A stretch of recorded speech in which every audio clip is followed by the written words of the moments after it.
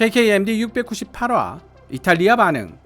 미 해군 훈련기 사업에 도전하는 M346 T-7A 전혀 무섭지 않다. TF-50N이 문제지.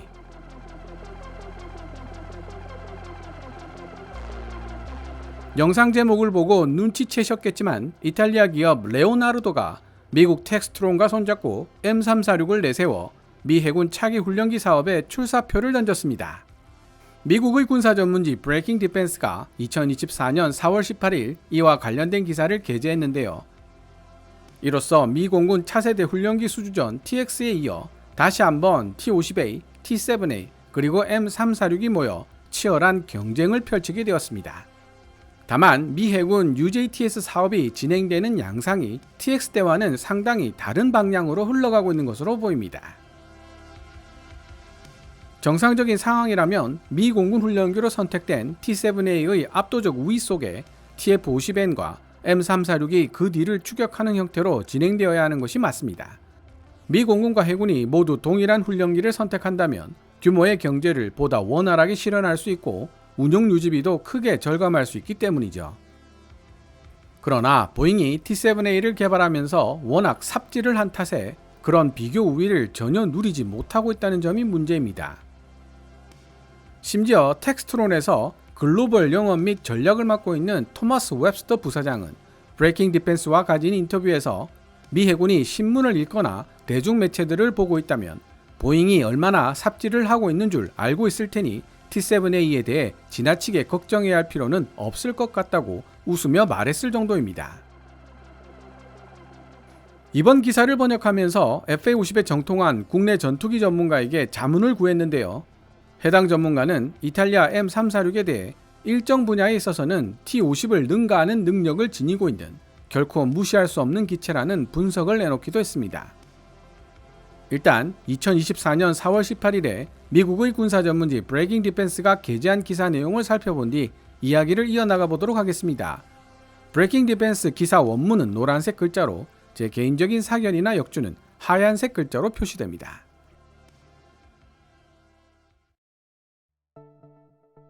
미국 텍스트론과 이탈리아 레오나르도의 경영진들은 이탈리아 M346 훈련기가 지금까지 현실에서 쌓아왔던 경험들이 미 해군 차세대 훈련기를 공급할 수 있는 권리를 얻는데 도움이 될 수 있기를 희망하고 있다고 브레이킹 디펜스와의 인터뷰에서 말했다. 두 회사는 지난해 9월 다가오는 미 해군 차기 훈련기 수주 프로그램에 참여하겠다고 발표했는데 이로 인해 보잉의 T-7A 그리고 록히드 마틴 앤 카이의 TF-50N과 대결하게 될 가능성이 높아졌다. 노후화된 T-45 고스호크 훈련기를 교체하기 위한 노력의 일환으로 미 해군은 지난해 8월 공식적으로 UJTS라고 불리는 차기 훈련기에 대한 정보 요청서 RFI를 요구했다. 정보 요청서에 따르면 미 해군은 최소 145대의 항공기를 구매할 계획이며 계약이 체결되는 시점을 2026년으로 보고 있다. 즉 수주전이 공식적으로 시작되었음을 뜻하는 입찰 요청서가 빠르면 올해 말이나 늦어도 2025년 초에 발부될 수 있다는 의미이다. 텍스트론 레오나르도 팀이 홍보하고 있는 주장 중 가장 핵심이 되는 부분은 M346이 단순한 제트기가 아니라 F-35 조종사 양성을 포함해 전 세계적 규모로 운용되고 있는 훈련기라는 점이다. 이탈리아, 폴란드, 싱가포르, 이스라엘, 그리스, 그리고 카타르 모두 M346을 운용하고 있으며 카타르를 제외한 나머지들은 모두 현재 F-35 합동 타격 전투기를 운용하고 있거나 앞으로 운용할 계획이 있는 나라들이다. M346은 단순한 훈련기가 아니라 완벽하게 갖추어진 시뮬레이션 시스템이자 선진화된 교육용 프로그램입니다. 오늘날 F-35를 운용하는 국가에서 이미 검증된 교육 방법이기도 하고요. 텍스트론 항공방산사업부에서 글로벌 영업 및 전략을 맡고 있는 토마스 웹스터 부사장은 지난해 해상항공우주 심포지엄에서 브레이킹 디펜스에 말했다. 우리가 생각하는 M346의 강점은 다른 그 어떤 경쟁 기종들보다 훨씬 빨리 파일럿들을 배출해낼 수 있을 것이라는 사실입니다. 안타깝게도 시뮬레이션을 통한 파일럿 교육 환경은 이제 더 이상 M346만의 강점이라고 보기 어렵게 되었습니다. T-7A에도 탑재된 레드6의 증강현실 시뮬레이션 시스템 ATARS가 곧 FA-50에도 통합될 예정이기 때문입니다. 특히 웹스터 부사장과 레오나르도 출신 임원들은 이탈리아 데치모 만누에 이탈리아 군과 레오나르도가 합작하여 설립한 국제 비행훈련학교 IFTS의 장점을 강조했다. 해당 시설에서의 훈련은 M346을 기반으로 하는데 일본, 독일, 싱가포르, 오스트리아, 캐나다, 그리고 영국을 포함하여 F-35를 현재 운용하고 있거나 미래에 운용하게 될 나라들이 이 비행훈련학교에 참여할 계획이라고 발표했다. 웹스터 부사장은 미 해군의 최종 입찰 요청서 RFP가 아직 공식적으로 발표되지 않았다는 사실을 환기시키면서 텍스트론 앤 레오나르도 팀이 사소한 조정만 해준다면 M346을 해군형 M346N으로 손쉽게 개량할 수 있다고 자신했다. 예를 들어 M346은 야전 항모 착함 연습을 지금이라도 실행하는 것이 가능하다. 야전 항모 착함 연습이란 기본적으로 항공모함에 착륙하는 상황을 시뮬레이션할 목적으로 지상에서 이루어지는 터치 앤 고 연습이다. 그러나 최근 배포된 미 해군 정보 요청서는 차기 훈련기가 기대 수명 동안 35,000회 이상의 야전 항모 착함 연습을 수행할 수 있어야 한다고 명시하고 있어 이 요건을 충족하기 위해서는 M346의 랜딩 기어를 강화해야 할 필요가 있을지도 모른다. 미 해군이 차기 훈련기에 대한 요구 조건으로 지상에서 이루어지는 터치 앤 고만 가능하면 된다고 요구했다는 사실 때문에 차기 훈련기 UJTS에는 골격 강화의 필요성이 크지 않을 것으로 이해하는 분들이 있습니다. 그렇다면 짧은 거리에서 이착륙할 수 있는 능력을 지닌 파일럿이 대거 필요한 미 해군이 지상에서도 실시할 수 있는 터치 앤 고를 요구한 배경을 잠시 생각해 보도록 하겠습니다. 가장 큰 이유로는 비용 절감을 생각할 수 있습니다. 실제 항모에서 이착륙을 연습할 수 있는 훈련기로 파일럿을 양성하는 것이 가장 이상적이겠지만 통제된 추락이라고 불리는 항모 이착륙 훈련은 조종사에게 큰 스트레스를 줄 뿐만 아니라 기체에도 엄청난 부담을 주는 요소가 됩니다. 사고의 위험성도 높고 기체의 수명도 급격하게 짧아집니다. 그 해결책으로 미 해군은 실제 항모에서 운용할 수 있을 정도의 스펙은 되지 않더라도 그보다 훨씬 저렴한 비용으로 운용할 수 있는 지상 기반 훈련기의 운용을 고려하게 됩니다. 처음에는 미 해군도 T-7A를 고려했을 가능성이 높은데요. 미 공군도 운용하고 있는 T-7A이기 때문에 규모의 경제 실현이 용이하다는 장점이 있습니다. 문제는 보잉이 T-7A를 개발하는 과정에서 여러 가지 문제점들을 드러내면서 미 해군의 신뢰를 잃었다는 데 있습니다. 더구나 아무리 지상 기반 훈련기로 터치 앤 고를 연습한다고 해도 실제 항모에서 실시되는 이착함 훈련을 완전히 피해갈 수는 없는 노릇입니다. 미 해군이 컴퓨터의 도움을 받는 자동 착함 시스템을 개발하고 있지만 항모 자격 훈련에 필요한 시간을 줄여줄 수는 있어도 파일럿이 직접 이착함하는 훈련의 필요성을 완전히 없애지는 못할 것이라는 분석이 지배적입니다. 즉, 아무리 T-7A를 가지고 지상에서 터치 앤 고 훈련을 한다고 해도 나중에 FA-18EF나 F-35C 같은 최전선 전투기로 실제 항모에 이착함하는 훈련을 다시 해야 할 필요성이 있다는 뜻입니다. 난이도 높기로 악명 높은 항모 이착함 훈련을 고가의 최전선 전투기로 실시해야만 한다면 엄청난 시간당 운용 유지비는 별도로 치더라도 사고가 발생하여 파일럿의 생명이나 신체는 물론 기체 자체가 손상될 위험도 배제하지 못하게 됩니다. 물론 신규 파일럿 양상에 할당된 FA-18EF나 F-35C는 전투 임무를 수행하지 못하게 된다는 문제점도 있고요. 그래서 미 해군은 신규 훈련기 UJTS 사업 외에 대체 전술 항공기 TSA 사업도 함께 진행하려 하고 있습니다. 특히 대체 전술 항공기는 공대공, 공대지 공격 능력을 갖춘 다목적 전투기로 개발되어 가상적기, 레드 에어 역할을 맡게 될 것이라는 사실을 KKMD 695와 미 해군 훈련기 사업에 본격 참여를 결심한 로키드 마틴, FA-50 파생형 TF-50N의 F-35 기술 및 대규모 투자를 결정하다 편을 통해 설명드린 적이 있습니다. FA-50에 정통한 국내 전투기 전문가에게 서면으로 인터뷰를 요청했는데요. 터치 앤 고와 착함 요구도와의 상관관계를 묻는 제 질문에 대해 사실 그 두 가지는 별 상관이 없는 요소라는 답변을 내놓았습니다. 야전 항모 착함 연습은 터치 앤 고와는 별개로 아주 짧은 거리 내에서 이착륙해야 하기 때문에 하강 각도 및 하강 속도가 일반 지상 활주로 착륙보다 훨씬 더 가혹할 수밖에 없습니다. TF-50N과 T-7A 그리고 M346 할 것 없이 골격 강화와 랜딩 기어 보강은 필수라는 뜻이죠. 그런 의미에서 처음부터 전투기로 사용할 목적으로 튼튼하게 제작된 T-50에 기반을 둔 TF-50N이 가장 유리할 것이고, 훈련기 사양에 충실하게 제작된 T-7A가 가장 불리할 것이라는 추론은 너무나도 당연한 논리적 결과입니다.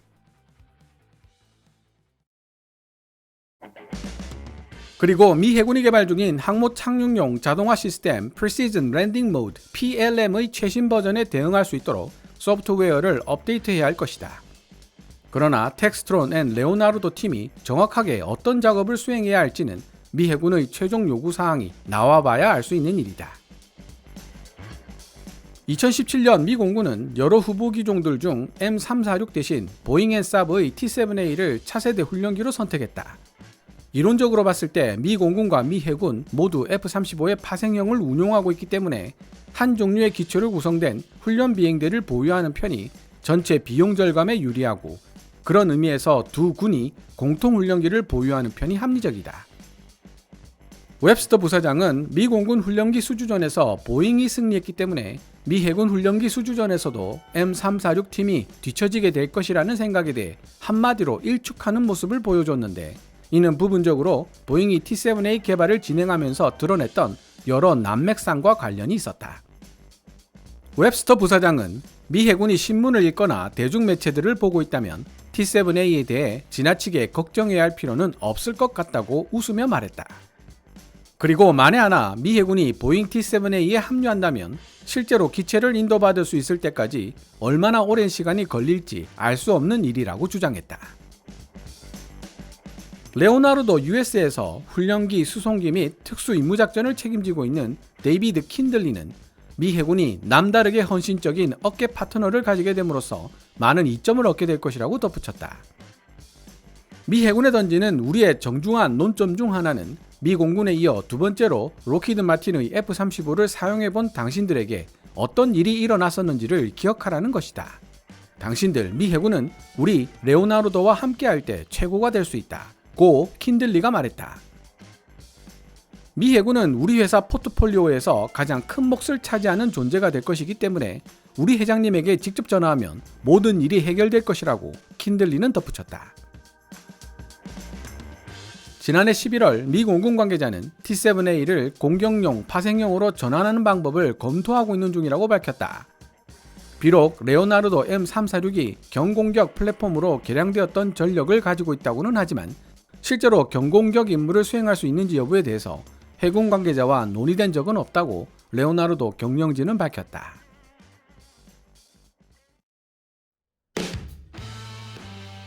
지금까지 미국의 군사 전문지 브레이킹 디펜스가 2024년 4월 18일에 게재한 기사 Textron Leonardo Bancon M346 Global Experience in Looming Race for Navy Trainer, 미국 텍스트론과 이탈리아 레오나르도 다가오는 미 해군 훈련기 수주전에서 M346의 글로벌 경험에 의지하다를 번역해 보았습니다. 한때 M346에 계속 밀리기만 하던 T-50, 보다 정확하게 말하자면 FA-50이 최근 몇 년 사이 오히려 M346을 밀어내고 있는 현상의 근본적인 이유를 분석해보면 향후 미 해군 신규 훈련기 수주전이 어떻게 진행될 것인지에 대한 예측을 해볼 수 있습니다. FA-50에 정통한 국내 전투기 전문가가 지적하고 있는 M346의 비교 우위는 전투 입문훈련 LIFT와 대게릴라 진압작전 COIN 영역에서 두드러집니다. 기체의 신뢰성도 우수하지만 무엇보다도 가격이 저렴하기 때문입니다. 하지만 전투 입문 훈련기 역할도 소화해내면서 F5로 대표되는 경전투기 역할까지 수행해낼 수 있는 기체로 기준을 높이면 FA-50의 비교 우위가 명백하게 드러납니다.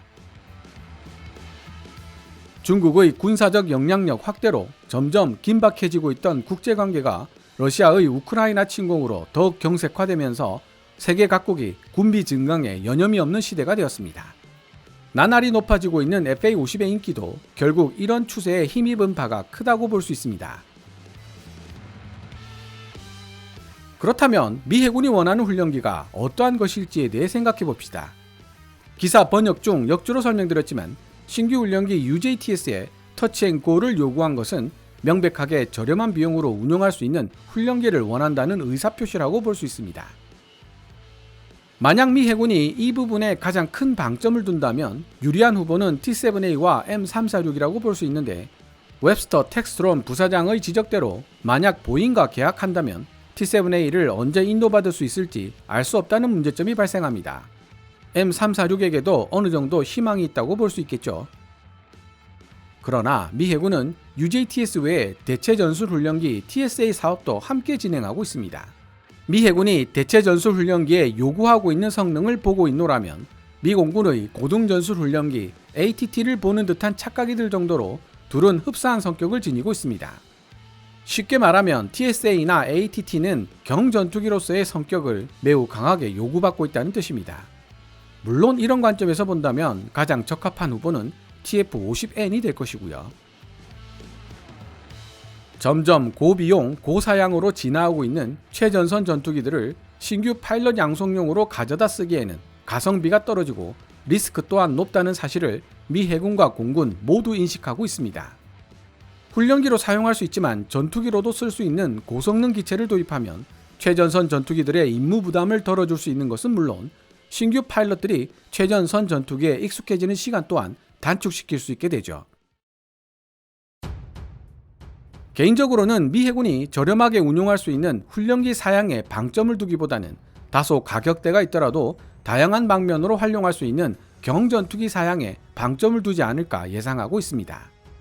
미 공군이 저렴한 훈련기 사양에 충실한 T-7A를 도입했다가 뒤늦게 고등전술 훈련기 ATT 사업을 벌이는 모습을 이미 지켜봐 왔기 때문입니다.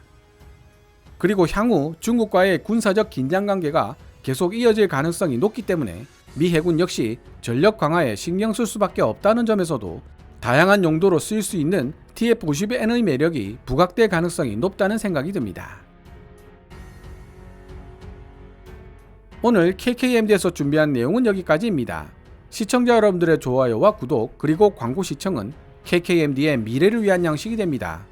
후원 멤버 및 슈퍼땡스로 후원해주시는 고마운 분들의 댓글은 항상 감사한 마음으로 챙겨 읽고 있습니다. 방송되었던 내용들은 KKMD 공식 블로그에서도 만나보실 수 있으니 구글이나 네이버 검색창에서 KKMD를 검색해보시기 바랍니다. 지금까지 시청해주셔서 감사합니다.